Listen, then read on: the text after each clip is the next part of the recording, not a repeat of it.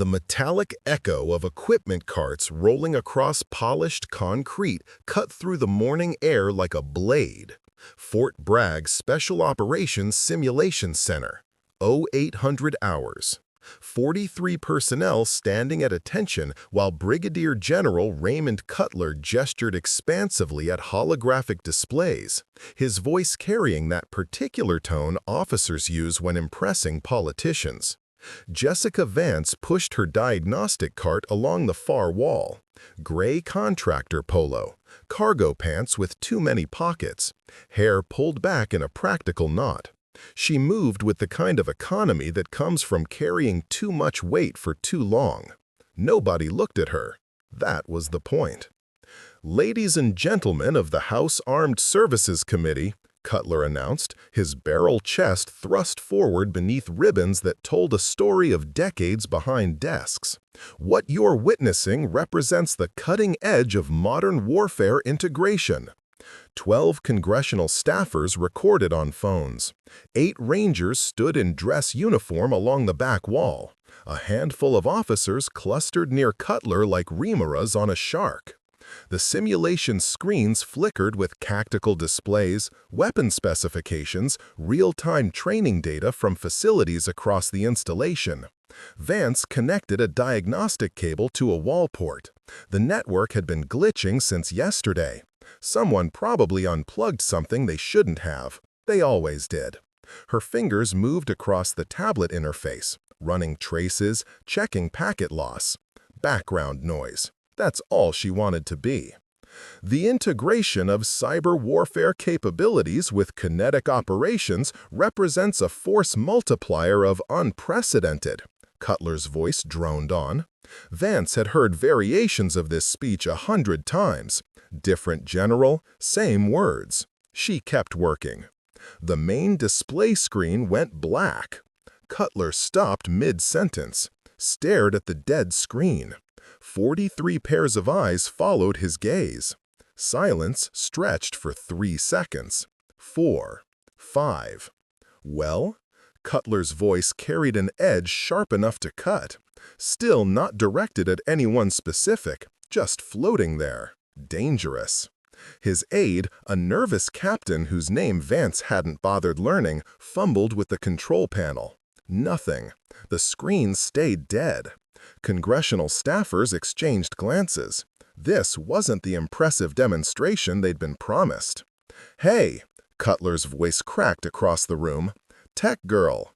Vance's hand stilled on her tablet. She didn't look up. Maybe he meant someone else. "You, with the cart, fix this, now." 50 yards of polished concrete between her and the command platform. Everyone watching now. She pushed the cart forward, wheels squeaking slightly. The sound seemed obscenely loud in the silence.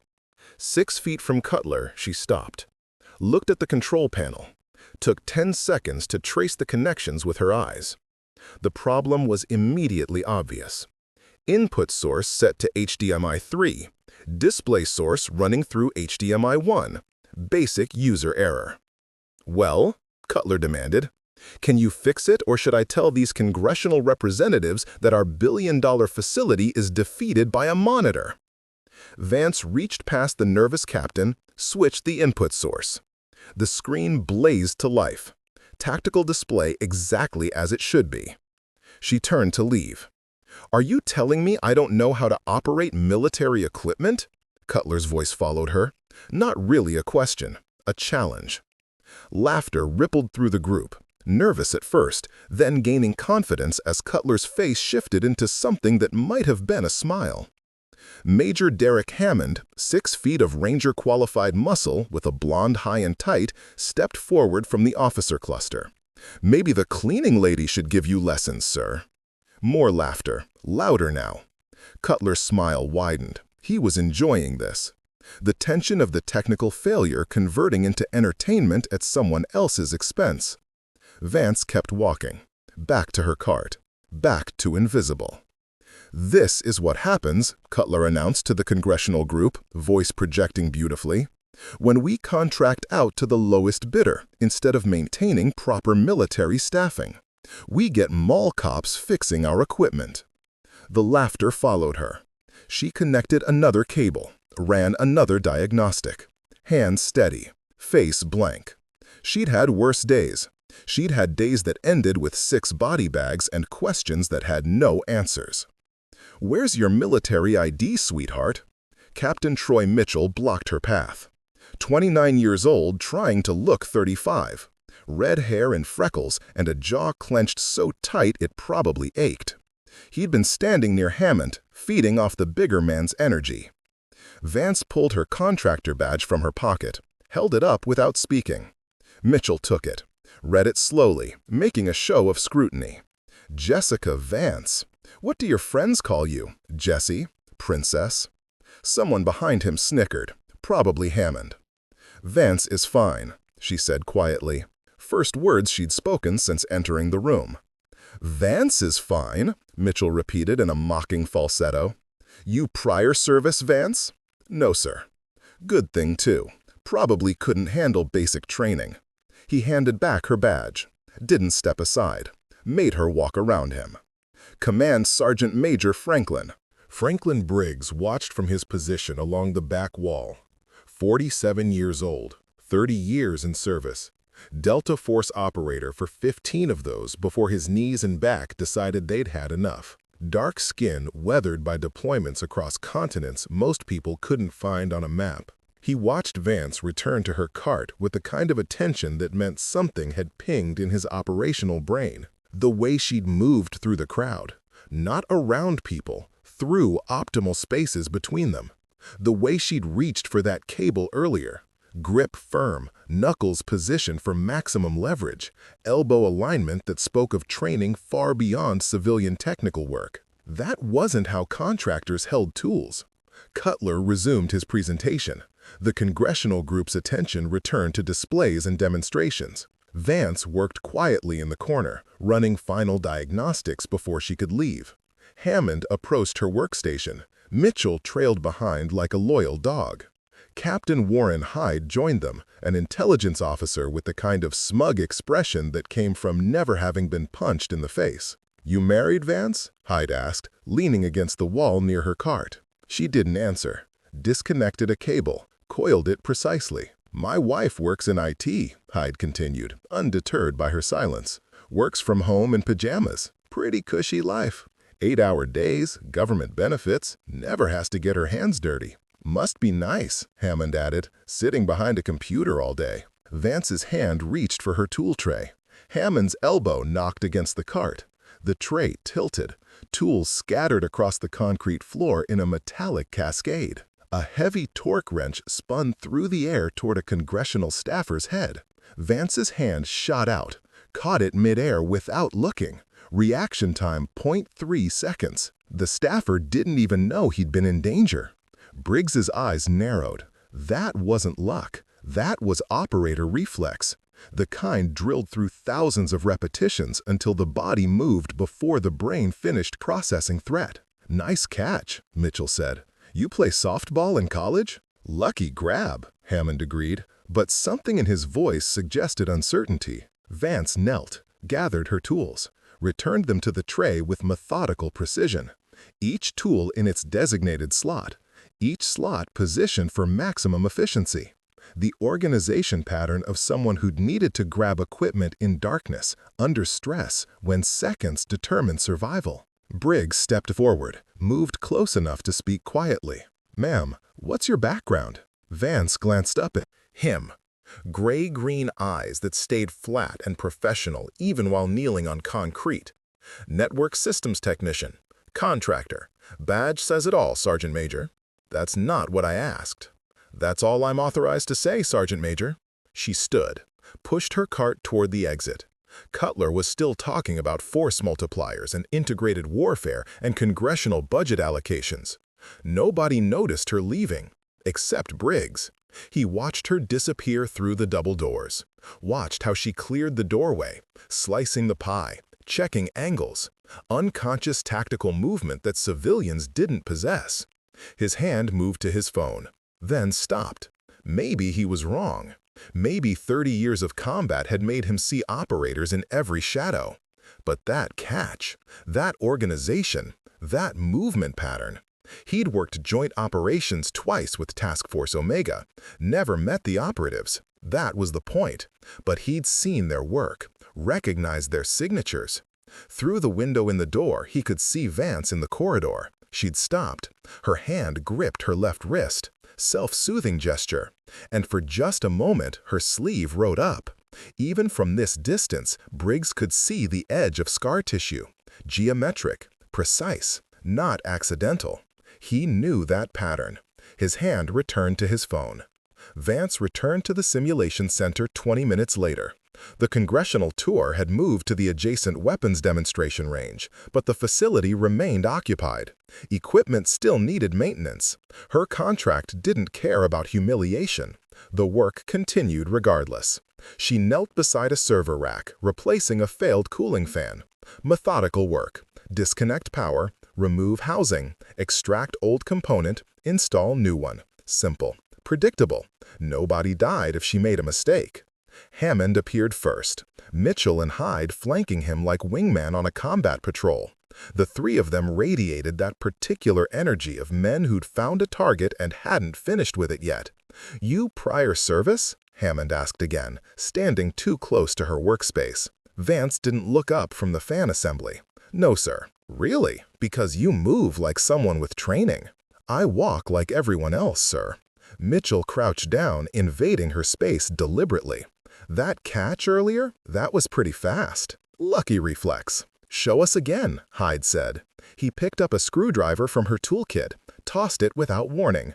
Vance's hand moved, caught it, set it down, returned to her work. The three officers exchanged glances. Something passed between them, a decision made without words. "My wife couldn't do that," Hyde said. "She works from home, comfortable, safe, never has to prove anything." "Good for her," Vance replied flatly. Hammond reached past her, picked up her tool bag, held it out over the open server rack. "These look expensive. Be ashamed if they fell into the equipment." Vance's jaw tightened. She said nothing, just kept working on the fan assembly, hand steady even as her pulse elevated. "Oh, clumsy me." Hammond dropped the bag. Tools clattered across the server components. Nothing damaged, but scattered deliberately. "Sir, that's not appropriate." The voice came from behind them. Young, female, uncertain but trying. Corporal Whitney Foster, 23 years old, combat medic badge on her uniform, blonde hair in a regulation ponytail. 3-year service, recently back from deployment. She stood 5 yards away, technically at parade rest, but tension visible in her shoulders. Hammond turned slowly. "Did I ask for your opinion, Corporal?" "No, sir, but—" "Then keep your mouth shut and return to your duties." Foster's face flushed. She held Hammond's gaze for 3 seconds, then dropped her eyes and stepped back. But she didn't leave. She stayed near the wall, watching. Vance gathered her tools from inside the server rack, checked each one for damage. Her movements remained precise, controlled. Years of training overriding the anger that wanted to surface. "You know what I think," Mitchell said, still crouching near her. "I think you looked up some YouTube videos, learned some tricks, trying to impress people." Vance closed the server housing, powered it back on. System fans whirred to life. Green lights across the board. She logged the repair on her tablet. Through the observation window, she could see into the adjacent weapons range. Cutler demonstrating rifle configurations to the congressional group. Rangers in full kit preparing for live-fire exercises. The political theater of military funding. Captain Lee, the range training officer, entered through the connecting door. Young Asian officer, nervous energy. "We've got a problem.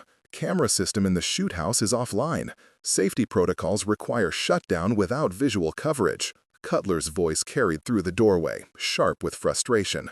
"Who's responsible for facility maintenance?" All eyes in both rooms turned toward Vance. She stood slowly, picked up her tablet, walked to the range control room like she was walking to an execution. 43 people from before had now grown to 65. Word had spread. Off-duty personnel had appeared, drawn by the promise of entertainment or disaster. "Well," demanded, "can you fix this, Or should I tell these congressional representatives we wasted their time? Vance accessed the camera system diagnostics, scrolled through error logs, found the problem immediately. Primary feed disconnected, not failed, disconnected. Someone had physically unplugged it. She glanced at Hammond. He stood near the equipment rack, slight smirk on his face. His hand rested casually near where the cables were routed. "I can diagnose from control room," Vance said quietly. "Need to reset from inside the shoot house. 2-minute fix." "Then get in there," Cutler ordered. Mitchell frowned. "Sir, the range is hot. We've got rangers ready to run the course." "Then she better move fast. Clock's ticking." Cutler turned to the congressional group. "Apologies for the delay, ladies and gentlemen. Technical difficulties. Should be resolved momentarily." Hammond's smirk widened. "Unless she's scared." Vance met his eyes, saw the challenge there, the setup. She could refuse, walk away, let them call her incompetent, or she could step into whatever trap they'd laid. She picked up her toolkit. 2 minutes. The shoot house entry door sealed behind her with a hydraulic hiss. Simulated urban environment. Concrete walls marked with spray paint. Pop-up targets on pneumatic lifts. Narrow corridors designed to create stress, force decisions, punish hesitation. She moved toward the camera junction box, 15 yards through the maze. Behind her, through the observation glass, Hammond reached for the control panel. His finger hovered over the start sequence. "Sir," Captain Lee said uncertainly, "we should wait until she's clear." "She said 2 minutes. Let's keep her honest." Hammond pressed the button. Pop-up targets activated throughout the shoot house. Simulated gunfire echoed through speakers. Pneumatic systems hissed and clacked. The maze came alive around her. Vance didn't panic. Her body shifted into patterns carved into muscle memory through 10,000 repetitions. She sliced the pie around the corner, moved through the fatal funnel without pausing, used cover without thinking about it. Each movement textbook perfect. In the observation room, Briggs leaned forward. "That's CQB movement, professional level." Staff Sergeant Holt and his Ranger fire team entered the shoot house from the opposite end, unaware Vance was inside. They moved in tactical formation, clearing rooms with practiced efficiency. They met her in a T-junction corridor. Holt's rifle came up instinctively, then lowered as he recognized civilian clothing. "Ma'am, you need to exit immediately. This is a hot range." Vance pointed at the junction box. "Camera fix, 30 seconds." She moved past them, opened the box, found the disconnected cable, reconnected it, closed the housing, turned back. Holt stared at her. "Where did you learn to move like that?" "Like what?" Vance kept her voice neutral. "You just cleared that corridor using proper tactical spacing, checked your corners, used cover efficiently." Holt's eyes narrowed. "That's not civilian movement, ma'am." Vance said nothing, walked past his team toward the exit. Her hand unconsciously flashed a hold signal as she passed, standard CQB communication. Realized too late what she'd done. Did she just... One of Holt's Rangers trailed off. "Yeah," Holt confirmed. "She just used hand signals, military signals." Vance exited the shoot house. The control room timer displayed 1 minute 47 seconds, faster than the average Ranger time with full kit. She'd done it in cargo pants and a polo shirt. Briggs checked his tablet, comparing times against training standards. "That's impossible for a civilian." Cutler's face reddened. "Anyone can run through an empty room." "Sir," Holt's voice came over the radio. "Negative. She moved like a seasoned CQB operator. Perfect tactical discipline. I've seen special forces guys with worse fundamentals." "Oh, come on," Mitchell protested. "She probably took shortcuts." "Negative," Holt interrupted. "I watched her clear the corridor. Textbook." Silence filled the observation room. 65 people processing what they'd witnessed. Phones recording from multiple angles. This wasn't supposed to happen. Contractors didn't move like that. Cutler's jaw clenched. His demonstration was spiraling out of control. The congressional group was murmuring amongst themselves, clearly more interested in the mysterious contractor than his prepared presentation. "You want to prove something?" Cutler's voice cut through the noise. "Demonstration range, now." Vance looked at him. "Sir, I need to finish the camera installation." "That's an order, contractor. Before we see what happens next, quick question. Have you ever been in a situation where people judged you before knowing your story? Where they saw your position instead of your capability? Drop a comment below and hit subscribe, because what happens in the next 8 minutes will change everything these officers think they know about the woman they've been mocking all morning. The demonstration range stretched 300 meters. Target arrays positioned at intervals designed to test fundamentals and expose weaknesses. 85 people crowded into the observation deck now. Word had spread across Fort Bragg. Hot like wildfire. Off-duty rangers, curious support staff, anyone who could find an excuse to witness whatever was happening. Cutler stood at a control station, arms crossed, satisfaction visible in his posture. He'd regained control of his demonstration. This would end the distraction, prove the contractor was just lucky, return focus to his presentation. "Hammond, set up the qualification course," Cutler ordered. Hammond moved to the range computer, fingers dancing across the interface. Standard rifle qualification, 40 targets, maximum distance 300 meters, pass rate required 35 hits. Time limit 5 minutes. Except, Hammond wasn't setting up the standard course. He adjusted target distances: 400 meters, 450, 500, beyond standard engagement ranges. He selected an M4 carbine from the weapons rack, not randomly, specifically choosing one tagged for maintenance review. The rifle functioned safely, but the sights hadn't been zeroed. Trigger pull weight set to 12 pounds instead of standard 5.5. Subtle sabotage that wouldn't create safety violations, but would make accurate shooting nearly impossible. Briggs watched from the back of the observation deck, noticed Hammond's target adjustments on the display screen, said nothing yet, waiting. "Iron sights," Hammond announced, handing Vance the rifle. "No optic. Shouldn't be a problem for someone with your apparent skills." Vance accepted the weapon, performed immediate safety check. Chamber clear, magazine well empty, bolt forward. Standard procedures executed with unconscious precision. She tested the trigger pull, felt the excessive weight immediately, examined the front and rear sights, saw they weren't aligned properly. "Problem?" Cutler asked. "No, sir." Vance's voice remained flat. "Then let's see what you can do. 40 targets, 5-minute time limit, standard military qualification." Vance took position at the firing line. The range safety officer handed her 4 magazines, each loaded with 10 rounds. She inserted the first magazine, charged the weapon, safety on, rifle at low ready. Targets active in 3, 2, 1. 40 pneumatic targets snapped upright across the range, 400 to 500 meters. Small silhouettes that required precision even with proper equipment. Vance's breathing pattern changed, slow, controlled. She raised the rifle, clicked off the safety, sight picture required. First trigger press. The rifle barked. Downrange, the farthest target at 500 meters dropped. Center mass hit. She adjusted her aim point, compensating for the unzeroed sights. Second shot. Another target fell. Third shot. Fourth. Each report precisely timed. No rushing, no hesitation. Methodical. In the observation deck, conversations died. People leaned forward. Phones recorded from multiple angles. First magazine empty. 10 targets down. Vance dropped the mag, inserted the second. Bolt release. Continued firing.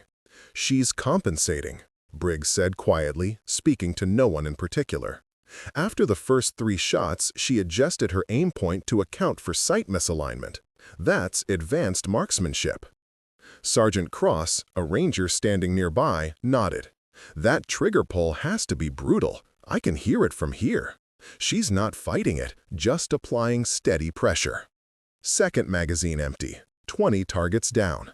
Vance reloaded again. Her breathing never changed. heart rate controlled through techniques drilled into automatic response. Cutler's confident expression began to crack. This wasn't supposed to happen. Contractors didn't shoot like this. Third magazine, 30 targets down, 40 seconds remaining on the 5-minute clock. Hammond stared at the target display screen. Every single target registered center mass hits. No misses, no close calls. Dead center every round. Fourth magazine, final 10 targets. Vance fired the last shot with 1 minute 42 seconds remaining on the clock. The range fell silent. "Cease fire," the range safety officer announced unnecessarily. "Shooter is clear and safe." Vance engaged the safety, dropped the magazine, locked the bolt to the rear, set the rifle on the bench, stepped back. Standard range procedures executed perfectly. The target scoring system updated. 40 targets, 40 hits. Perfect score. Time, 2 minutes, 18 seconds. The range safety officer checked his tablet twice. That's unprecedented. Not with iron sights at those distances. Not with an unzeroed weapon. "Impossible," Mitchell said, but his voice lacked conviction. "The weapon was sabotaged," Foster spoke up from her position near the wall. "I watched Major Hammond select it from the maintenance rack." Hammond's face flushed. "I selected a functional weapon." "That hadn't been zeroed," Briggs finished. "I saw your selection process, Major. Very deliberate." Cutler ignored them, focused on Vance. "Beginner's luck. 40 shots means nothing. Anyone can get lucky once." "Sir," Cross interjected, "with respect, that wasn't luck. She compensated for equipment deficiencies after her first 3 rounds. That's expert-level skill adaptation." "Let's test something that requires actual military knowledge," Hammond said quickly, desperate to regain ground. "Something that can't be faked." He retrieved an HK-416 from the armory, disassembled it completely, mixed the parts with components from an M4 and an M27 IAR on the table. 47 individual pieces scattered without organization. "Field strip and reassemble," Hammond announced. "Blindfolded. 1 functional weapon from these mixed parts. Military standard is 90 seconds. He produced a tactical shemagh, held it up. "Unless you'd rather admit you're out of your depth." Vance looked at the parts spread across the table, then at Hammond. "That's not standard protocol. Do it or walk away." The observation deck had gone completely silent. 85 people holding their breath. This was impossible. Even experienced armorers would struggle to assemble a weapon blindfolded from mixed parts. Vance stepped to the table, let Hammond tie the shemagh over her eyes. Darkness. Complete sensory deprivation except touch. Her hands moved across the scattered parts, fingers identifying components by weight, texture, surface finish. Bolt carrier groups had different mass depending on weapon system. Gas tubes had distinct diameter variations. Buffer springs carried unique tension signatures. She sorted parts into 3 groups, worked entirely by tactile feedback, selected the HK-416 components, began assembly. Holt watched her hands move. That's muscle memory from thousands of repetitions. You don't develop that capability from YouTube videos. Upper receiver connected to lower receiver. Bolt carrier group inserted. Charging handle locked. Trigger assembly verified. Buffer tube tightened. Handguard aligned. Each movement precise, confident, no hesitation. 53 seconds. She removed the blindfold, picked up the HK-416, performed functions check, dry-fired. Perfect mechanical operation. You mixed in parts from the MK-18 Mod 1 and the M27 IAR, Vance said, setting the weapon down. Bolt carrier groups are different weights. The room temperature seemed to drop 10 degrees. Hyde stepped forward. How do you know about the MK-18 Mod 1? That's SOCOM restricted equipment. Vance's expression didn't change, but something behind her eyes shifted. Realization that she'd made a mistake. Revealed knowledge civilians shouldn't possess. I read manuals, she said quietly. Civilians don't have access to SOCOM technical manuals, Briggs said. He wasn't challenging her, just stating fact. Cutler's face had gone from red to pale. The pieces weren't fitting together the way they should. Contractors didn't have this knowledge, this capability, this level of training. "Sir," Briggs said carefully, "I need to." Make a phone call. You stay right here, Sergeant Major. Sir, with respect, that's an order. Mitchell grabbed a training dummy from the medical equipment locker, dragged it to the center of the range. Okay, shooting and assembly are mechanical. Let's test tactical knowledge. Casualty scenario. He pulled out a basic IFAK, dumped the contents on the ground. IED blast, arterial bleed, compromised airway, suspected tension pneumothorax. You've got standard combat lifesaver equipment. Go. Foster moved forward. Sir, that's an advanced trauma scenario. I'm a certified combat medic and that takes... I'm not asking you, Corporal.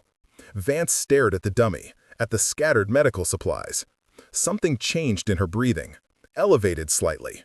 Her hand moved to her left wrist, gripped it. Self-soothing gesture. She was seeing something else, somewhere else.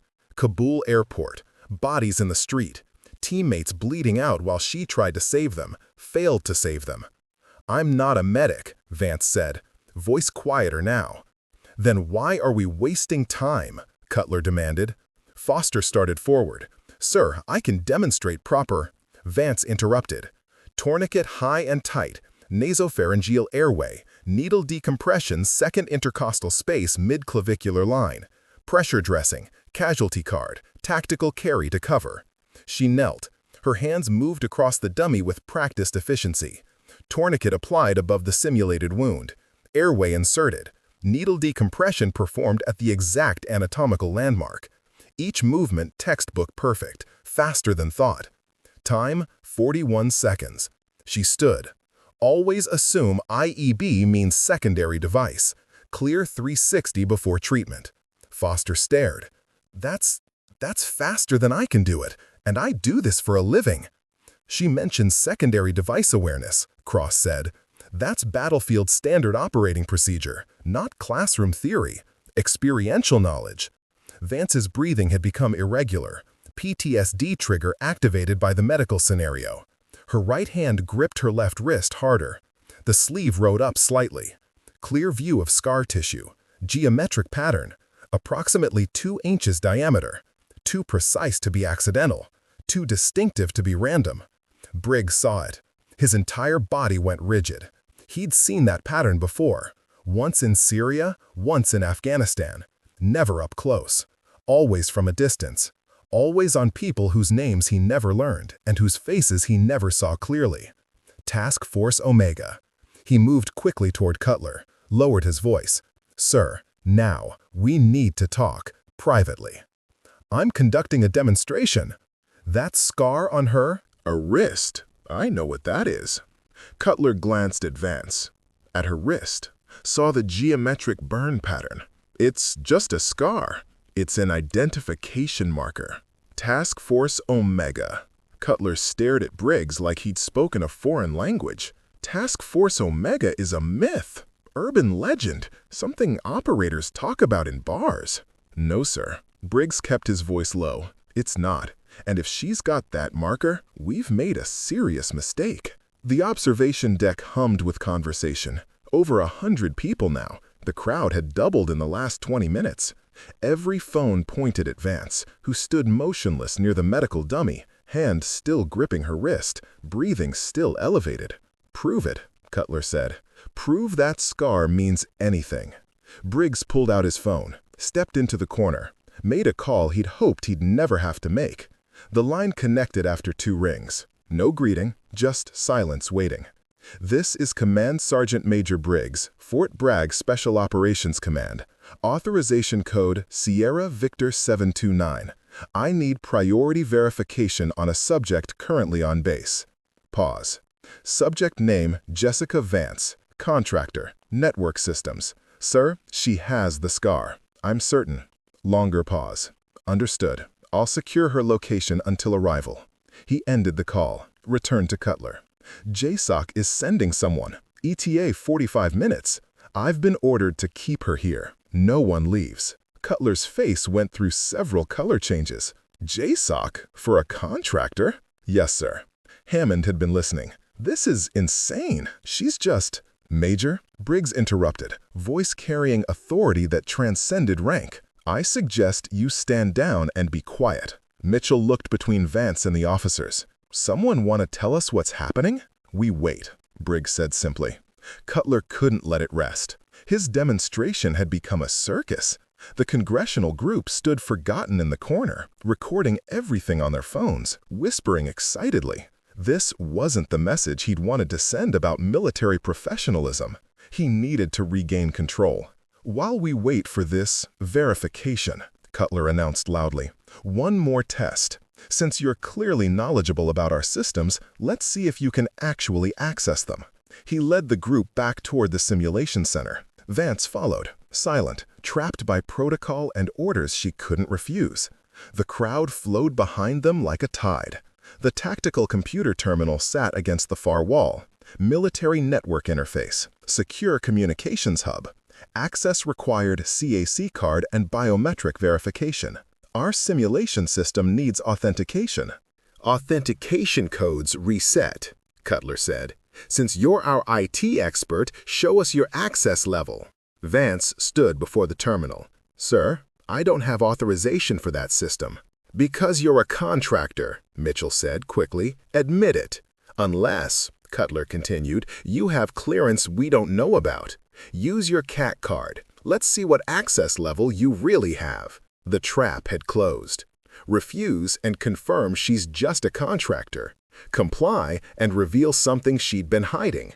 Either way, Cutler won. Foster watched from the crowd, whispered to the soldier next to her. This isn't right. They're cornering her. Briggs stepped forward, spoke quietly, meant only for Vance. Ma'am, if you have legitimate credentials, now's the time. Vance looked at him, gray-green eyes meeting his. A moment of understanding passed between them. Veteran to veteran, operator to operator. She reached into her cargo pocket, pulled out a card. Not her contractor badge. A CAC card, military identification. She'd been carrying it the entire time. Slid it into the reader. The system processed. Authentication required. Biometric scanner activated with a soft blue glow.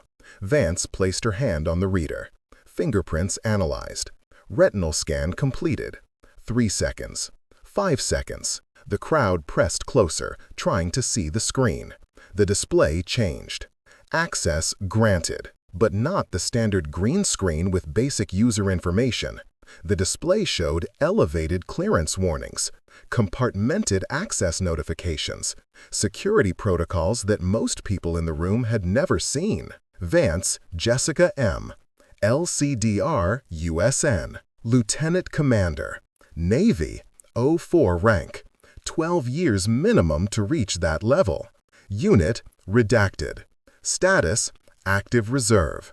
Clearance, redacted. Specialized assignment. Absolute silence in the simulation center. 100 people staring at a screen that had just rewritten reality. Lieutenant Commander?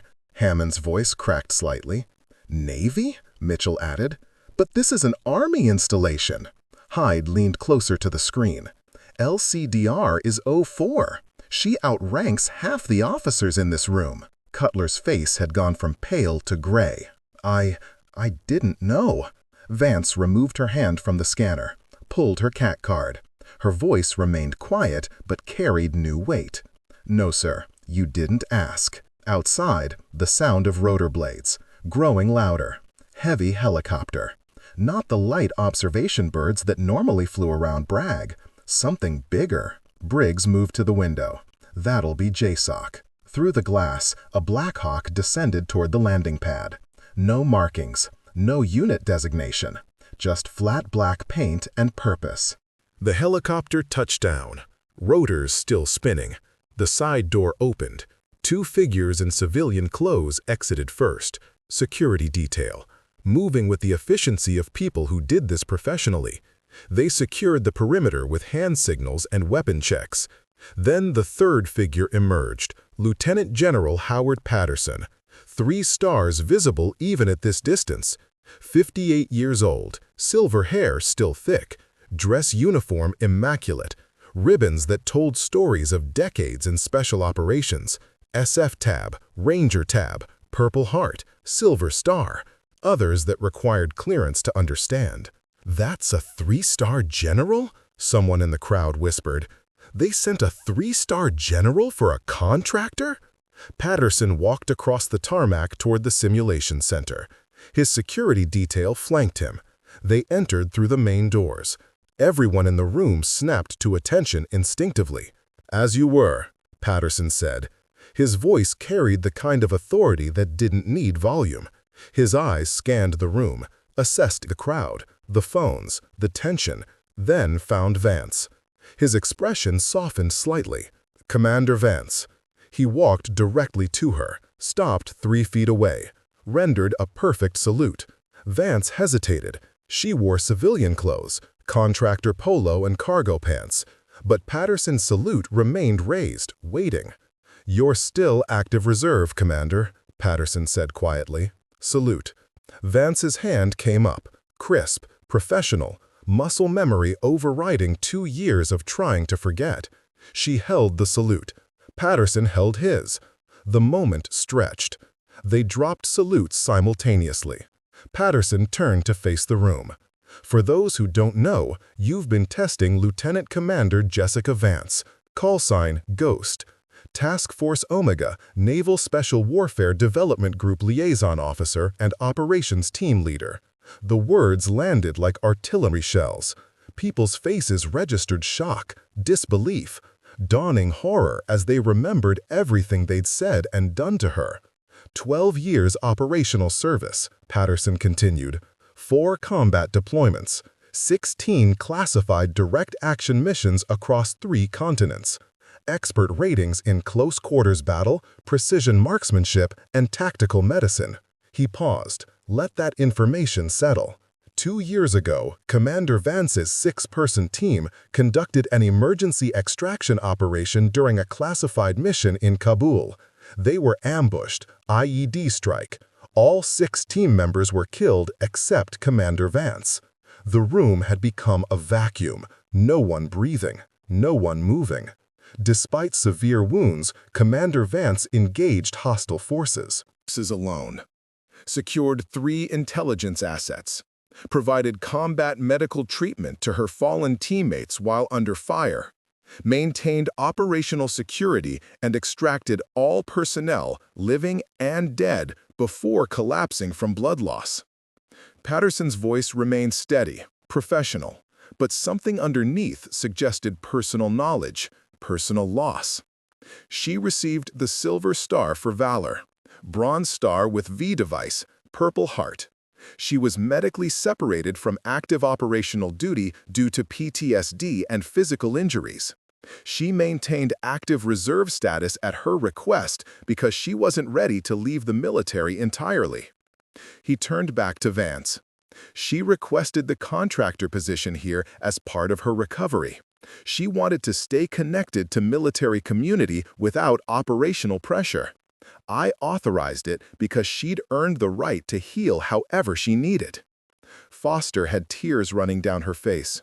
Several Rangers stood with jaws clenched, clearly emotional. Even some of the congressional staffers looked affected. Patterson faced Cutler. "General Cutler, I understand you've been testing Commander Vance this morning, in front of your congressional tour group." Cutler came to attention. "Sir, I had no idea who she was." "No, you didn't, because you assumed." Patterson's voice carried disappointment more cutting than anger. "You saw a woman in contractor clothing and decided she was beneath your notice, beneath your respect." Hold on, stop scrolling. What you're about to witness will shock everyone in that room. Task Force Omega isn't just elite, it's a unit most people don't even know exists. Before we continue, hit that subscribe button because this revelation is going to shatter everything. Drop a comment. Did you see this coming? Patterson let the silence stretch.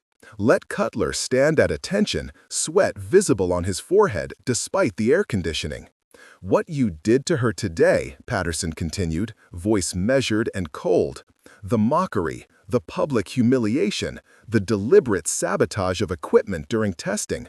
You did that to an officer who has sacrificed more for this country than most people in this room will ever comprehend." Cutler opened his mouth, closed it. No defense existed. Patterson turned to Hammond. "Major Hammond, you spilled equipment on her workspace, made jokes about civilians, called her a cleaning lady." Hammond's face had gone pale. "Sir, I apologize." "You'll apologize to Commander Vance, properly. We'll get to that." Patterson's eyes moved to Mitchell. "Captain Mitchell, you blocked her path." Path. Called her princess. Mocked her credentials. Mitchell stared at his boots. "Sir, I didn't know." "That's the problem, Captain. You didn't ask. You didn't show basic respect for another human being, regardless of their position." Patterson's gaze swept the room. "How many of you laughed? How many of you stood by and watched officers abuse someone you assumed couldn't fight back?" Silence. Faces turned away, shame spreading like infection. Hyde stepped forward, came to attention. "Sir, I participated. I compared her to my wife. Dismissed her work as cushy. I was wrong." Patterson nodded slightly. Acknowledgement without forgiveness. "At least you have the integrity to admit it, Captain." He turned back to Vance. She stood at parade rest, eyes forward, face professionally blank. But her right hand gripped her left wrist, the tell that she was struggling. "Commander," Patterson said quietly, "these officers owe you apologies. But I know you well enough to know you'd prefer to move past this." "Sir, they didn't know my background," Vance said. "I chose anonymity for a reason. And that's exactly why you deserve better. You chose humility. They chose arrogance." Patterson raised his voice again. "Every single person in this room will afford Commander Vance the respect her service demands. That's not a request. That's an order that will go into your permanent files." Briggs stepped forward. "Sir, permission to speak." "Go ahead, Sergeant Major. I want to apologize as well. I recognize the scar early. I should have spoken up sooner. I let it go too far before making the call." Vance turned to him. "You tried to warn them, Sergeant Major. You were the only one who saw me as anything other than a contractor. That meant something." Briggs nodded. A moment of mutual respect between veterans who understood things others couldn't. Patterson pulled out his phone, made a brief call. "Send it in." He disconnected, looked at Cutler. "General, you and I need to discuss your leadership methods. But first, there's administrative business." An aide entered, carrying a tablet and a folder. Patterson took them, pulled up personnel files, began reading from the screen. "General Cutler, your evaluation period ends in 6 weeks. Based on today's witnessed behavior and the multiple phone videos currently circulating, I'm recommending you be passed over for promotion and reassigned to a non-command position pending full investigation." Cutler's career imploded in a single sentence. 28 years reduced to desk work and humiliation. "Major Hammond," Patterson continued, "formal reprimand for conduct unbecoming an officer." "Aye, sir." "Recommendation for removal from advancement list. You're reassigned effective immediately." Hammond's dreams of battalion command evaporated. Captain Mitchell, same. Formal reprimand, mandatory equal opportunity training. You'll also be giving presentations on respect and assumption to junior officer courses. Mitchell looked like he might be sick. Patterson closed the tablet. The rest of you who participated expect your chain of command to address this individually. Sergeant Major Briggs has a list of names from witness statements. He turned to the congressional group who'd been watching everything with wide eyes. "Ladies and gentlemen, I apologize that your facility tour became a lesson in what not to do. However, I hope you'll remember this when considering military culture reforms." A female representative stepped forward. African-American, mid-40s, clearly shaken by what she'd witnessed. "General Patterson, I think this has been more educational than any prepared demonstration. We'll be discussing systemic respect issues in our next Armed Services Committee meeting." Patterson nodded. "I appreciate that, ma'am." He gestured to Vance. "Commander, walk with me." They left the simulation center. Patterson's security detail maintained distance but stayed alert. They walked across the installation toward the memorial garden, a quiet space with stone benches and carefully maintained grass.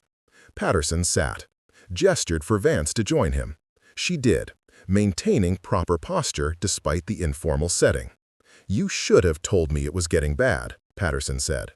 "It wasn't bad, sir. Just people being people." Jessica. First time he'd used her first name. "You were being abused, publicly, by officers who should know better." She said nothing, stared at the memorial stones. Names of fallen soldiers carved into granite. "Why did you really take that contractor job?" Patterson asked. The question hung between them.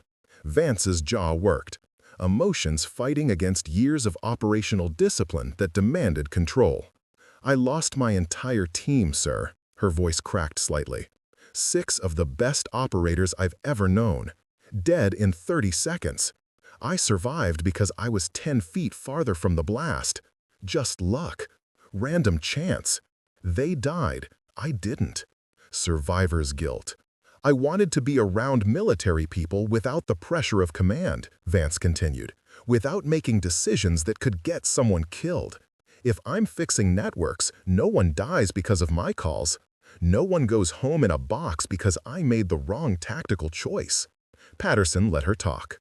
Let the pressure release. "Every night at 3 in the morning, I wake up. I see their faces. I hear the explosion. I feel myself crawling through the rubble trying to find them, trying to save them. But they were already gone. All of them. And I couldn't." She stopped, breathing hard. "Those 3 intelligence assets you extracted," Patterson said gently, "have provided information that saved hundreds of lives, prevented attacks, protected American personnel across 2 continents. Your team's sacrifice mattered. Your survival matters." "The math doesn't work in my favor, sir. 6 dead, 1 alive. That's not a good trade. That's not how we measure value, Commander." Patterson pulled out his phone, showed her a photo.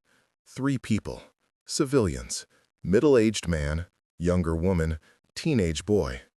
"This is one of the assets you saved. He's back with his family now, because you didn't give up, because you fought through impossible odds while bleeding and broken." Vance stared at the photo, tears finally breaking through.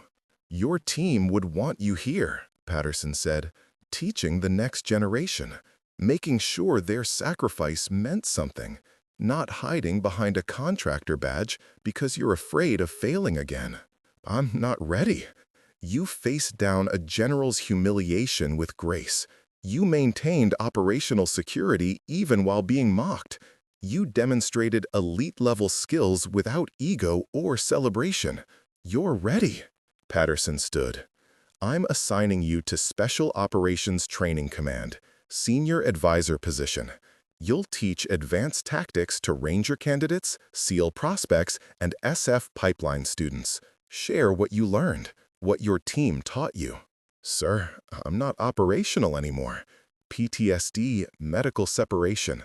"You're not going operational. You're going to teach. There's a difference." He offered his hand, helped her stand. "Your team earned you the right to serve however you can. This is how you honor them." Vance wiped her eyes quickly, professional mask reassembling. "Yes, sir." They walked back toward the simulation center. The crowd had dispersed. Congressional group being escorted to their next appointment. Rangers returning to training. Only key personnel remained. Hammond stood near the entrance, came to attention when he saw them. "Sir, permission to speak with Commander Vance." Patterson looked at Vance. She nodded slightly. 2 minutes, Major," Patterson said. He stepped away, but remained within view. Hammond faced Vance, struggled to meet her eyes. Ma'am, I owe you an apology. A real one. Hammond's jaw clenched, the words clearly difficult. Ma'am, I disrespected you, sabotaged your equipment, encouraged others to mock you. I deliberately set you up to fail in that shoot house. He paused. There's no excuse. I was trying to impress the general, and I took it out on someone I assumed couldn't fight back. Vance studied him. 38 years old, Ranger qualified, good service record before today. Insecurity written across his features. You never completed Special Forces assessment, she said quietly. Hammond's eyes widened. How did you? I read personnel files when I'm bored. You tried twice, didn't make it through either time. That's why you resent Special Operations personnel. His face reddened, shame and anger mixing. Yes, ma'am. SFAS is designed to break people. Most don't make it. That doesn't make you weak. It makes you human. Vance's voice remained even. But taking your disappointment out on others? That makes you small. Hammond absorbed the words like body blows. Yes, ma'am, I understand. Do you? Or are you sorry you got caught? Long silence. Hammond wrestling with honesty. Both, ma'am. I'm sorry I did it, and I'm sorry a woman I mocked turned out to be more qualified than I'll ever be.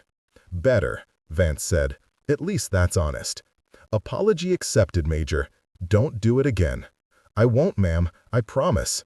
Mitchell approached next. Baby-faced captain who'd tried too hard to prove masculinity. He looked younger now, scared. Commander Vance, I'm ashamed. Calling you princess, blocking your path, laughing at you. His voice shook slightly. I spent my whole career being called babyface, being dismissed because I look young. And the first chance I got, I did the same thing to someone else.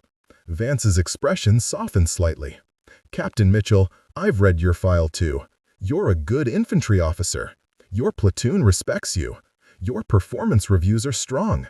Don't let insecurity make you cruel. Yes, ma'am, I'll do better.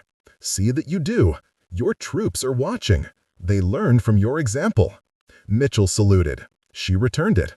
He walked away looking like he'd been given unexpected mercy. Hyde came forward. Intelligence officer, older than the others, more thoughtful. Ma'am, I compared you to my wife. Dismissed technical expertise as cushy civilian work. That was sexist and ignorant. How long has your wife been in IT? 8 years, ma'am. Then you should know better than to diminish what she does, or what anyone does. Vance paused. Respect isn't about job title or rank. It's about recognizing that everyone's work has value. I understand now, ma'am. I'm sorry. Tell your wife you're sorry too. I'm guessing you've made similar comments to her. Hyde winced. Yes, ma'am, I will. Cutler approached last, clearly ordered to do so by Patterson, stood before Vance with barely contained resentment. 28 years of service crumbling because he'd picked the wrong target. Commander Vance, he said stiffly, I publicly humiliated you, abused my authority, created a hostile environment. I apologize. Vance let the silence stretch, watched him squirm. General Cutler, do you know why that apology rings hollow? Ma'am? Because you're not sorry you did it. You're sorry you got caught. You're sorry I turned out to be an officer. You're sorry a woman embarrassed you in front of congressmen. Cutler's facade cracked, anger flashing across his features before he suppressed it. I accept your apology because protocol demands it, Vance continued. But I don't forgive you. You've done this to others. Today just happened to be the day it mattered. The day someone was watching who could stop you. She stepped closer, dropped her voice so only Cutler heard. How many junior enlisted did you humiliate who didn't have a 3-star general to defend them? How many careers did you damage because someone didn't show you sufficient deference? Cutler said nothing. Jaw clenched so tight muscles stood out. You're dismissed, General, Vance said. He walked away, back rigid, humiliation complete. Patterson rejoined Vance. That wasn't easy. None of this has been easy, sir. No, but you handled it with more grace than they deserved. He checked his watch. I'm scheduling a formal recognition ceremony tomorrow. Base Theater. I want everyone to understand who you are and what you've done. Sir, I don't want attention. I know, but this isn't about what you want. It's about what they need to learn. Respect isn't negotiable. Service deserves recognition. Patterson's tone left no room for argument. 1,400 hours. Dress uniform. That's an order, Commander. Yes, sir. The following day, 200 personnel assembled in the base theater. Rangers, support staff, administrative personnel, junior officers who'd heard about yesterday's incident through the viral videos now spreading across military social media. Patterson stood at the podium. Vance sat in the front row, Navy dress uniform perfect, ribbons displayed. Silver Star, Bronze Star with V device, Purple Heart, Navy and Marine Corps Commendation Medal. Others that spoke of years most people would never know about. We're here, Patterson began, because yesterday this installation failed one of its own.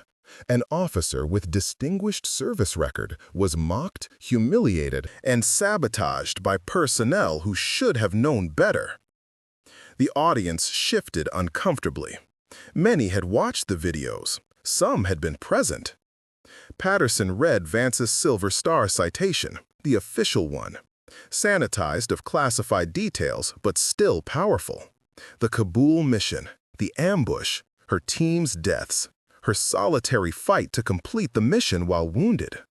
6 operators entered that compound, Patterson said. Only 1 walked out.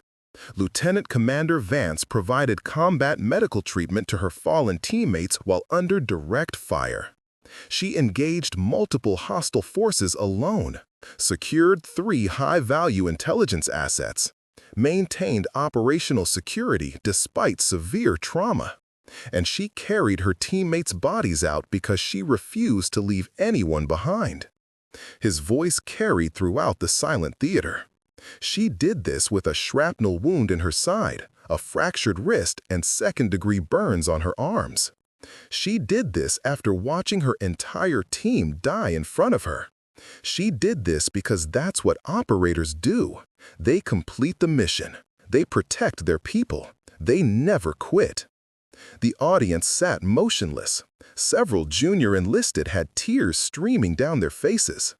Yesterday, Patterson continued, some of you watched officers mock her, sabotage her equipment, set her up for public failure, and you did nothing. You laughed, you recorded it, you participated.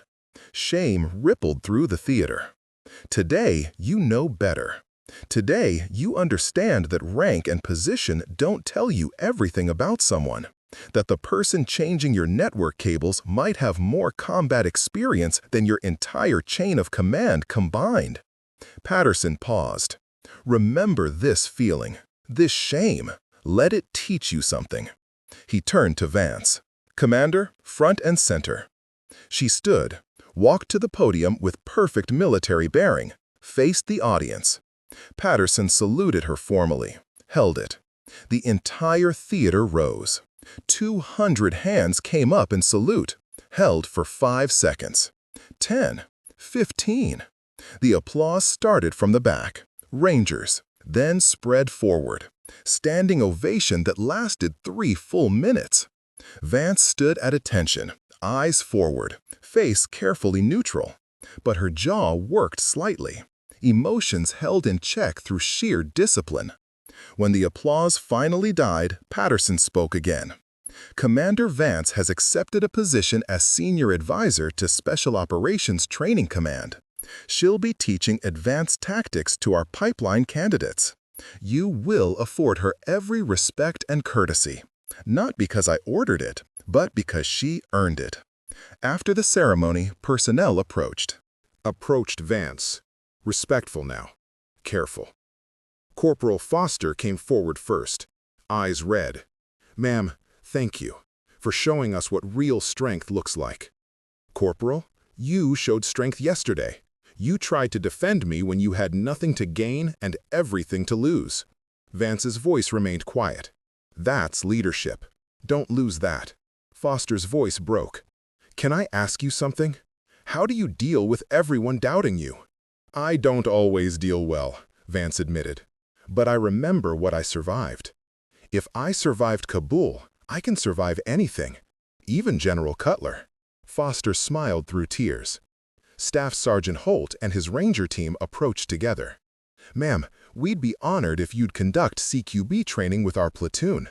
We need to learn from someone with real operational experience. Vance hesitated. I'm not operational anymore. Ma'am, Sergeant Cross interrupted gently. You cleared that shoot house faster than anyone in our company. We need what you know. She considered. Teaching meant reliving, meant remembering, meant walking back into skills purchased with her team's blood. But it also meant their sacrifice continued to protect people. One session, she agreed, but I'm not performing. This is about teaching, not showing off. Understood, ma'am. That's exactly what we need. 3 female privates approached together, nervous energy radiating from them. The youngest couldn't have been more than 19. They stopped 3 feet away, almost at attention despite the informal setting. Ma'am, the first private said, we saw the videos. Everyone's seen them now. You're a hero. Vance shook her head. I'm not a hero. I'm someone who survived when others didn't. But you showed us women can do this, the second private continued. Can be in combat units, special operations. We didn't know it was possible. Women have been in combat roles for years, Vance replied. We just don't advertise it. The work speaks for itself. The third private, the youngest, spoke quietly. How do we get to where you are? How do we prove ourselves? Vance studied them. Saw herself a decade ago. Eager, uncertain, wanting to serve but unsure if she belonged. Work harder than everyone doubting you, she said. Be better than they expect. Master your fundamentals. And never, ever let anyone make you small. Your gender doesn't determine your capability. Your dedication does. The privates absorbed the words like oxygen, nodded seriously, saluted together before walking away, backs a little straighter. Briggs approached last. He carried 2 cups of coffee, offered one to Vance. She accepted it gratefully. Druffly. I wanted to apologize again, he said. I should have intervened sooner. Sergeant Major, you recognized me. You tried to warn them. That's more than most did. Vance sipped the coffee. You know what I remember most about yesterday? You were the only one who saw me. Not a contractor, not a woman, an operator. That mattered. Briggs nodded slowly. I worked joint operations twice with task force units. Never knew names, never saw faces clearly. But I recognized the signatures, the way you moved, the way you thought. He paused. Semper Fi, ma'am, or Hoo-yah, whichever you prefer. Vance laughed quietly. First genuine laugh in weeks. Let's go with respect, Sergeant Major. That works across all branches. Patterson found her an hour later in the administrative building, signing paperwork for her new position. Stacks of forms, background verifications, training schedules. How are you really doing? Patterson asked, closing the office door. Vance set down her pen. Honestly, sir, I'm struggling. This wasn't how I wanted to be recognized. I chose contractor work specifically to avoid this attention. I know, but sometimes we don't get to choose how our service becomes public. Patterson sat across from her. The videos have 4 million views now. Base security reviewed how they leaked. Multiple personnel recorded on personal phones. We can't pursue everyone. I didn't expect privacy, Vance said. I just wanted quiet. You'll face media requests. Probably already have. Public affairs will handle them if you want. You don't owe anyone your story beyond what you choose to share. I'm refusing all interviews. Good. Let the work speak for itself. Patterson pulled out a folder. This is what I really came to discuss. Your new position includes housing on base, private quarters, access to medical services including PTSD counseling. And this. He handed her a paper. Authorization for continued therapy. Assignment to a psychiatrist who specialized in combat trauma and survivor's guilt. You're not going through this alone anymore, Patterson said firmly. That's non-negotiable. Vance's eyes stung. She blinked rapidly. Thank you, sir. Don't thank me. You earned this support 100 times over. He stood. And Jessica, your team would be proud of you. Not for yesterday's demonstration, for still being here, still fighting, still serving, despite everything. After he left, Vance sat alone with the paperwork. Her phone buzzed. Text message from unknown number.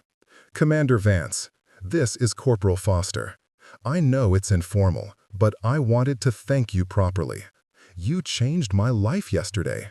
I'm putting in my packet for Special Operations Combat Medic training because you showed me it's possible. Thank you for not giving up. Vance stared at the message, typed a response. Good luck, Corporal. You have the heart for it. Never let anyone tell you otherwise. Another text appeared, this one from Staff Sergeant Holt. Ma'am, CQB training scheduled for next Tuesday, 900 hours, 20 Rangers attending. We're honored to learn from you. More texts followed. Junior officers asking advice. Enlisted personnel requesting mentorship. Her phone filled with messages from people she'd never met who suddenly saw her as something she'd never wanted to be. A symbol, an example, proof that surviving trauma didn't mean being broken forever. Evening came. Vance walked across Fort Bragg toward the base gym. Routine helped. Structure kept the nightmares at bay. Physical exhaustion meant sleep came easier, even if it didn't last past 3 in the morning. The gym was nearly empty. She changed into PT gear, started running on the treadmill, methodical pace, breathing controlled. Mile after mile while her mind replayed yesterday, today, 2 years ago. Foster entered 40 minutes later, saw Vance running, hesitated near the door. Corporal, Vance called over the treadmill noise. It's after hours. You don't need to salute. Foster approached slowly. Can I run with you, ma'am? Free country. Well, free base. You know what I mean. Foster took the treadmill next to hers. They ran in silence for 5 minutes, just footfalls and breathing and the hum of machinery. Does it get easier? Foster asked quietly. The nightmares? Vance glanced at her. You deployed? 12 months in Kandahar. Lost 2 patients. Young soldiers, 19 and 22. I can still hear them calling for their mothers. Foster's voice cracked. I did everything right. Textbook treatment. But they died anyway. It gets different, Vance said after a moment. Not easier. You learn to carry it better. The weight doesn't decrease. You just get stronger at bearing it. How? You keep moving forward. You help people when you can. You honor the ones you lost by living well, by making sure their sacrifice meant something. Vance increased her pace slightly. And you find people who understand, who've carried similar weight. You don't talk about it much, but you know they get it. They ran together for another 20 minutes, not speaking, just present. 2 warriors healing in parallel. When they finished, Foster paused at the door. Ma'am, thank you. For yesterday, for today, for still being here. Vance nodded. Thank you for trying to defend. That took courage. Not really. It was just the right thing to do. That's what courage is, Corporal. Doing right when it costs you something. Foster left.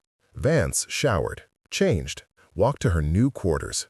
Small apartment in officer housing, 1 bedroom, minimal furniture. She preferred it that way. Too many possessions felt like anchors. She sat on the bed, pulled out her phone, opened photos she rarely looked at, her team. 6 faces smiling at a bar in civilian clothes. Deployment celebration after a successful mission. They'd been alive, whole, together. She touched each face on the screen. I taught my first class next week, Rangers, CQB fundamentals. They'll learn from you, from what you taught me. Her voice broke.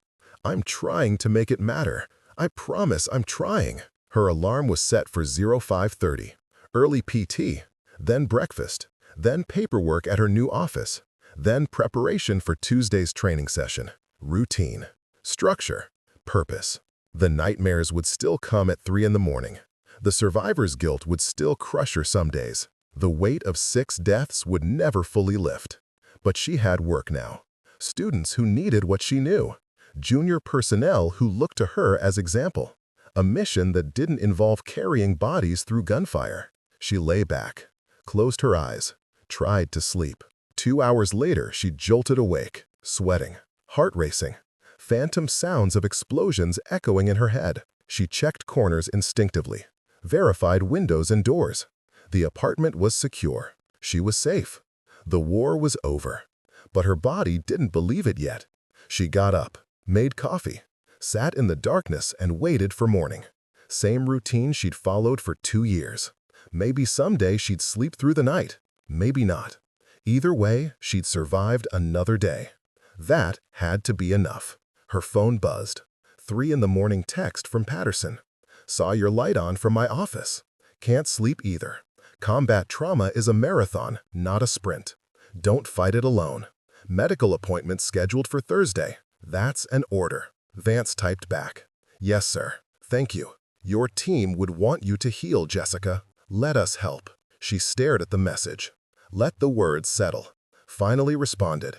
I'll try, sir. That's all anyone can ask. Morning came eventually. Vance, dressed in her Navy officer uniform, drove to the Special Operations Training Command building. Her new office waited. Small. Organized. A desk with computer. Walls empty except for required certificates. On the desk, someone had left a small card. She opened it. Welcome to Training Command.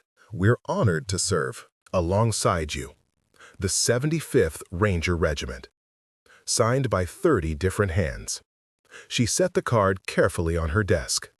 First personal item in her new workspace. Evidence that maybe, despite everything, she still belongs somewhere. The work began. 3 weeks later. Fort Bragg Special Operations Training Center. Same building where she'd been humiliated. Different purpose now. Vance stood at the front of a classroom in Navy officer uniform, lieutenant commander rank visible, ribbons displayed. 40 students filled the seats. Rangers, SEALs in pipeline training, Marine Raiders. Mixed unit. Mixed branches. United by the desire to learn from someone who'd actually done the work. Room clearing isn't about speed, Vance said. Tactical diagram displayed on the screen behind her. It's about controlled aggression. Precision under pressure. You move fast, but every movement has purpose. She clicked to the next slide. Fallujah compound layout. Sanitized of classified details, but tactically accurate. Fallujah, 2021. 6 tangos in a 3-room compound. Intelligence suggested explosives. We had 90 seconds before reinforcements arrived. Her voice remained steady, professional. Here's what we did. She walked them through the breach, entry points, fields of fire, how her team had moved like water through the structure, how they'd adapted when the layout didn't match intelligence, how they'd cleared all 3 rooms in 47 seconds with 0 friendly casualties. She didn't mention it had been her team's plan. Didn't mention the planner had died in Kabul 8 months later. Just taught the lessons he'd taught her. The students took notes furiously, asked technical questions. She answered each one with patience and precision. No ego, no war stories for entertainment. Just tactical knowledge delivered clearly. After class, a line formed. Students wanting clarification, asking about specific scenarios. She gave each person time, never rushed, never dismissed a question as stupid. Colonel Brooks watched from the observation window. Patterson stood beside him, arms crossed, subtle satisfaction on his face. She's transformed the program, Brooks said. Enrollment in advanced tactics courses has tripled. Female enlistment inquiries are up 40%. Personnel are requesting assignment here specifically to train under her. She's always been exceptional, Patterson replied. Now she's channeling it differently, teaching instead of operating. The video has 6 million views now. Media requests every day. She's turned them all down. Good. Let the work speak for itself. In the classroom, Vance dismissed the last student, gathered her materials, checked her schedule. 2 more classes today. Then weapons qualification oversight. Then individual counseling session with 3 junior officers struggling with deployment trauma. The work continued. Always continued. Structure kept the darkness manageable. She walked across base toward the ranges. Checked corners instinctively, scanned rooftops. Combat habits that would never fully fade. Some days were better than others. Today was a good day. She'd slept 4 hours last night instead of 2. Progress came in small increments. Foster jogged to catch up with her. "Ma'am, you have a minute." "Walk with me, Corporal." "I wanted to tell you, my Special Operations Combat Medic packet was accepted. I report to selection course in 6 weeks." Vance stopped walking, turned to face Foster fully. "That's outstanding, Corporal. You'll do well." "I'm terrified," Foster admitted. "The attrition rate is 70%. They'll push harder because I'm female. They'll look for reasons to drop me." "Good. You'll want to earn it legitimately." Vance's voice carried certainty Foster needed to hear. "They'll test you harder, so prove you belong harder. Show them a woman who won't quit regardless of what they throw at you." "What if I fail?" "Then you fail having tried something most people are too afraid to attempt. That's not weakness. That's courage." Vance paused. "But you won't fail. I've watched you work. You have the discipline, the heart, the refusal to accept limits. That's what selection tests. Not physical strength, mental resilience." Foster's eyes glistened. "Thank you, ma'am, for believing in me." "I'm not believing in you, Corporal. I'm recognizing what's already there." Vance resumed walking. "Now get to your duties. You've got 6 weeks to prepare. Don't waste them being nervous." "Yes, ma'am."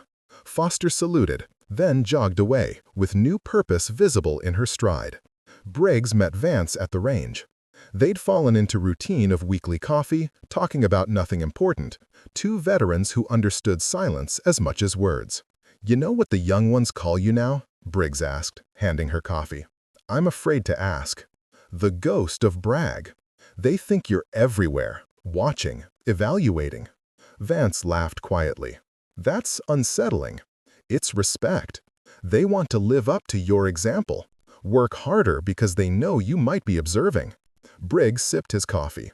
"You've changed the culture here, made people think twice before dismissing anyone based on position or appearance. One incident doesn't change culture, Sergeant Major." "No, but it started a conversation. I've had 3 officers voluntarily attend respect and leadership training this month. Before your situation, we couldn't force people to take it seriously." They stood in comfortable silence, watching Rangers qualify on the pistol range. "How are you really doing?" Briggs asked quietly. "Some days I can't get out of bed. Some days the nightmares are so vivid I can't tell what's real." Vance's voice remained steady despite the words. "But today I taught 40 students. Tomorrow I'll teach 40 more. That's enough." "Your team would be proud." "I hope so." She finished her coffee. "I need to supervise qualifications. Walk with me?" They moved together toward the range control. Professionals, veterans, survivors carrying weight others couldn't see but both understood. That evening, Vance sat in Patterson's office. Mandatory check-in, part of her agreement to take the position. "Media requests haven't stopped," Patterson said, reviewing his tablet. "Morning shows, military publications, documentary filmmakers. You're turning into a symbol, whether you want it or not." "I don't want it." "I know, but that video showed people something they needed to see. A woman dismissed and mocked who turned out to be more qualified than her detractors. That resonates beyond military culture." "It was just one bad day, sir." "For you, maybe. For a lot of people, it was validation. Proof that assumptions are dangerous, that respect should be default, not earned through revelation." Patterson set down the tablet. Congress is using your situation as case study in their Armed Services Committee hearings on military culture reform. Vance closed her eyes. I just wanted to fix networks. Too late for that.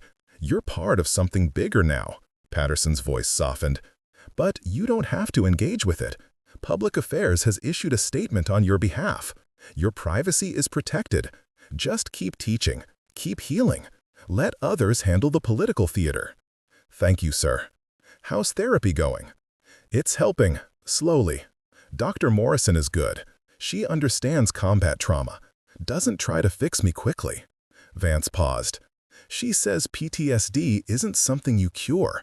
It's something you manage, learn to live with. That matches my experience. Patterson had his own demons. 30 years in special operations left marks on everyone. You sleeping better? 4 hours most nights now. Up from 2. Progress. I'll take it. He stood, extended his hand. You're doing good work here, Jessica. Your team would be proud. Hell, I'm proud. She shook his hand, left his office, walked to her quarters as sunset, unset, painted Fort Bragg in orange and gold. Inside, she sat at her small desk, opened her laptop, found the photo of her team. 6 faces frozen in time, happy, alive, together. I taught CQB today, she said to the screen. Use the Fallujah breach you planned, Jackson. The students loved it. They're learning from you, from all of you. Her voice cracked. I'm not okay yet. Maybe I never will be. But I'm here, still fighting, still serving, making sure you didn't die for nothing. She closed the laptop, made dinner, ate mechanically, showered, set her alarm for 05:30. At 3 in the morning, she woke screaming. Sweat-soaked sheets, heart racing. The explosion replaying in perfect detail.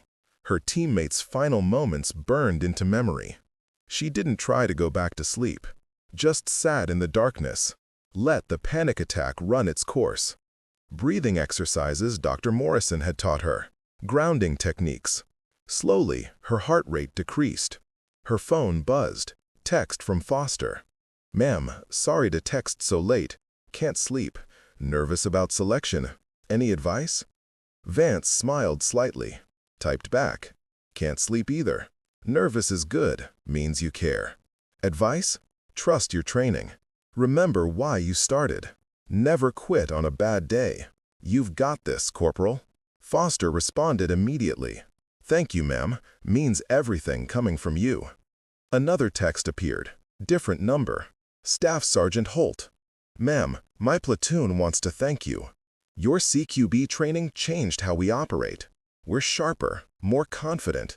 You gave us tools we didn't know we needed. More texts followed. Junior officers, enlisted personnel, people she'd taught, people she'd mentored. Her phone filled with gratitude from those who saw her not as a symbol, but as a teacher who'd shared hard-won knowledge freely. Maybe this was how you honored the dead, not through monuments or ceremonies, but through teaching others to survive, through passing knowledge forward so fewer families received folded flags. Her phone buzzed again. Unknown number. She almost ignored it, but something made her open the message. Ghost, this is Overwatch. Need to discuss potential training deployment. Tier 1 candidates requiring specialized instruction. 6-month assignment. Interested? Vance stared at the message. Overwatch was JSOC code. This was official. They wanted her operational knowledge for candidate training. Not sending her back into combat, but using her experience to prepare others. Flashback images hit her. Kabul, explosions, bodies, screaming, failure. But also, today's class, Foster's determination, Holt's gratitude. 40 students learning to survive because she'd taught them. Her team died so intelligence assets could be saved. Those assets saved hundreds of lives. Now she could save more lives by teaching, by sharing what her team had known. The math was still terrible. 6 dead, 1 alive. But if that 1 alive could teach hundreds to survive, Maybe the equation started to balance. She took a deep breath, typed carefully. Send details. The response came within seconds. Roger, briefing packet incoming. Thank you for your continued service, Commander. Your country still needs you. Vance set down her phone, looked at the photo of her team on her desk. Looks like we're not done yet, she whispered to them. Still work to do, still people to protect, still reasons to keep going. She got up, made coffee, watched the sunrise through her window. Another day survived, another mission accepted. Still broken in places that would never fully heal, still haunted by faces that would never age, but still here, still fighting, still serving. That had to be enough, because the alternative was giving up, and operators don't quit. They adapt, they overcome, they complete the mission regardless of cost. Her mission now was teaching, healing, living well enough to honor those who couldn't. She dressed in her uniform, checked her reflection. Lieutenant Commander Jessica Vance, call sign Ghost, Task Force Omega, survivor, teacher, still serving despite everything. She walked out into the morning, Fort Bragg coming alive with another day. Soldiers, training, learning, preparing. Some of them would learn from her. Some would survive because of what she taught them. That was worth waking up for, worth fighting through nightmares for, worth carrying the weight for. Her team hadn't died for nothing. Their knowledge lived through her. Their sacrifice continued protecting people through every student she taught. People will underestimate you. They'll judge you before knowing your story. They'll assume your silence means weakness. But the truth is, you don't owe anyone your story. You don't owe them explanations. You owe yourself the dignity of getting up every morning and proving quietly who you really are. Not through words, through work, through service, through refusing to let trauma define you, even while acknowledging it changed you forever. Commander Jessica Vance walked across Fort Bragg toward her classroom. Soldiers saluted. She returned each one professionally. Another day, another class, another chance to make sure her team's sacrifice continued something. The ghost of Bragg, still haunted, still healing, still here. That was victory enough.